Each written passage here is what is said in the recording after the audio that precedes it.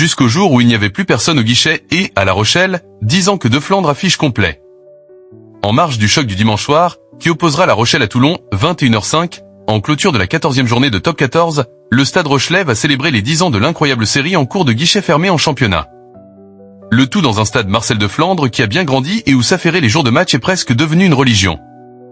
Un record historique, symbole de la ferveur et de la fidélité du public rochelais depuis une décennie, qui symbolise la solidité du club, sa popularité et son ancrage territorial. C'est un peu le bébé du Stade Rochelais, un an jour pour jour après avoir célébré le 100e match consécutif de Top 14 à guichet fermé.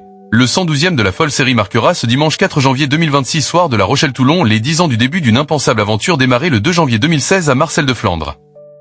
L'antre où acheter un billet sur place n'est plus qu'une vieille légende. Je me souviens qu'au début, j'allais au guichet pour prendre des places avec mon père, jusqu'au jour où il n'y avait plus personne au guichet. Rire. J'ai l'impression que ça n'existe même plus nulle part. La confidence est signée Oscar Jegou, 3e ligne de La Rochelle et du 15 de France. À l'époque où De Flandre est entré dans une nouvelle dimension, l'enfant du club avait 12 ans. Le premier, guichet fermé, personne ne se serait dit que ça allait durer 10 ans. Rembobine-t-il aujourd'hui, des étoiles dans les yeux. Mais avec l'osmose qu'il y a autour de La Rochelle, pour moi, c'est une formalité.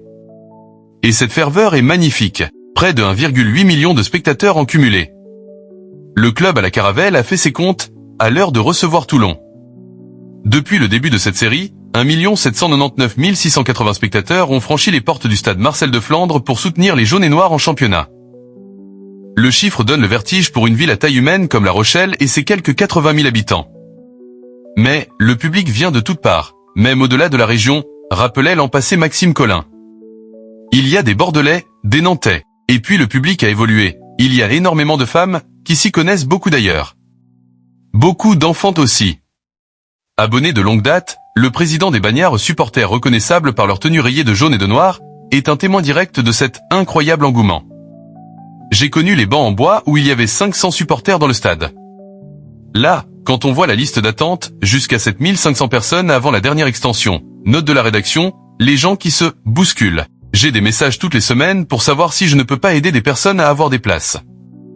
Beaucoup pensent qu'on a des passe-droits, que j'ai un carnet avec une centaine de places, mais ce n'est pas le cas. Rire.